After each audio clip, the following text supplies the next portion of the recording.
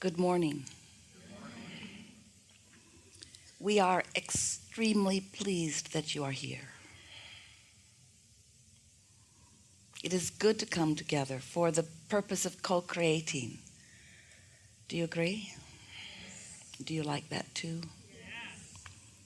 Do you like taking thought forward? Do you like catching up with who you are?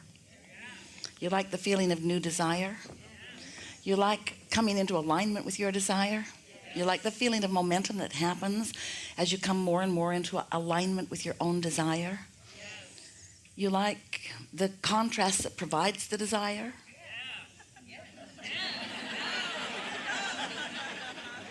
We know you can't lie to us. But that really is what we desire. We are really looking forward to you really feeling personally the advantage that contrast brings you, the clarity it brings, the new ideas it brings, the newness it brings, the eternity it brings. We know that when you've been wanting something for a while and it hasn't come about yet in terms of the full realization of it, it hasn't materialized, it's not where you or others can see it or know it with your physical senses. We know that if a long period of time passes between your identification that you want something new or different and it actually coming about, we know that you get weary of its absence or of the presence of something that you don't want. But we want you to come away from this gathering understanding that everything that you desire is a sure thing, and that the only thing that slows it down is whatever thoughts are present when you feel that weary feeling, because you are the only one who can think thoughts in opposition to your desire and therefore slow it down. Now, it doesn't seem logical to you, we know, that you would be thinking thoughts that are in opposition to your desire because you feel like you just would not do that to yourself. But we want to explain that just noticing that something that you want hasn't happened yet is a thought that is in opposition to it happening, because every subject is two subjects, wanted and absence of it, and you can't have it both ways. You can't think about what you want and think about its absence at the same time. And so it's all about how much airtime you give to it.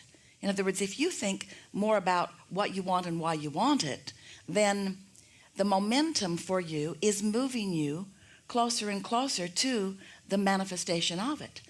But if with nearly every thought of desire you notice where you are in relationship to it, so you're taking score continually, then what happens is you ask for it, which causes a little momentum that way, and then you notice that it hasn't come yet, which causes a little momentum that way. Yesterday and a day or two before, we offered a train analogy where you're the train and your desire causes you to put an engine going that way on your train, and off you go. But then your doubt causes you to put an engine going that way on your train. And when you have a flat surface with no advantage to gravity and equal engines pulling in opposite directions, the net result for you is no motion. And if you keep that up, because the more you want something and the more you notice you don't have it, then the more engines you put going that way. But then the more you notice you don't have it, then the more engines you put going that way, until you can, in a relatively short period of time, amass quite a bit of momentum going in opposing directions, which causes you, again, to go nowhere, but it's a stressful situation for you. And sometimes you say, it's so stressful that I would like to just give up on my desire. But you can't, because once you gave birth to it, once you launched it, now it has become, you may not really understand what we're going to say next, it has become a vibrational reality, and law of attraction is responding to your vibrational reality. So when law of attraction is causing it to go that way, and your thoughts about not yet seeing it are causing you to go that way, that's the tension that you feel. And that's the negative emotion that you feel. Now we know this is a simplistic, rudimentary analogy, but it is so accurate that we want you to remember it. Because the only thing that slows your train down is your thoughts going in opposition. The only thing that stands your train still is your thoughts. The only thing that prevents you from anything is your thoughts. This is a cooperative universe that you live in, and law of attraction makes that so. Things come to you that cooperate with you. So how you feel, your mood or your attitude really equals your experience. And we know that if you are like most people, you are a sort of mixed bag, and we can feel from you that you mostly feel better and you do not mostly feel worse. It sort of depends on what's going on in your experience, doesn't it? Which makes you, we love you so much, you know what's coming next. Gonna climb your tree a little. It makes you a conditional creator, focusing on conditions and then responding to them, which is what we were just talking about. That doesn't work out very well, because the conditions that you are observing, you don't want them to continue sometimes. Sometimes you do. If something's wonderful, think about it a lot. If something's not so wonderful, don't think about it at all if you can help it. That's a little dicey, isn't it? Because when you say, I'm not going to think about this thing that I'm thinking about, you're thinking about it. And that's because law of attraction is helping you to think about it. If you've got an active vibration going on, if you don't distract yourself from that active vibration by focusing on another one, that vibration is going to stay active and gain momentum. And so that's what beliefs are. Beliefs are thoughts that you continue to think. And the reason that you continue to think them is because you're not thinking something else. And you do have more control than you usually exercise. And that really is the point of our interacting with you. We want you to understand the laws of the universe. We want you to understand your relationship with this vibrational universe. We want you to understand that you are vibrational mostly. We want you to know that you came from non-physical, and while you're in this body, you are still mostly non-physical. We want you to know that that non-physical inner being part of you goes with the flow of what you're asking for. And when you don't, you cause stress in your vibrational frequency. So everything that we are about as we relate with you is about helping you to reduce that stress. For a while, we called this gathering the science of deliberate creation. But you got so deliberate about it. We thought it was a good name, because if you are deliberate, then life is more rewarding, and you do have more creative control if you're doing it on purpose. But if you worry about what you're not able to do, then it works against you. We thought it was a good title because science indicates motion forward, or continue unfolding, or new evidence giving you new information, giving you new experience. But again, you took it so seriously, and you began to treat this, what for many of you was new work in your life. You began to treat it like the old stuff, where you made work of it and you got stressed out about it. We would tell you that you create your own reality, and at first you said, oh good, and after a little while you said, I don't want to create my own reality. It's too much trouble. It's too stressful. We would hear you say, cancel, cancel. You try to suck those words back before law of attraction got hold of them and gave you something you didn't want. And so then we found a better title. And this title is the art of allowing, the art of receiving, the art of you being a vibrational match to what you're asking for.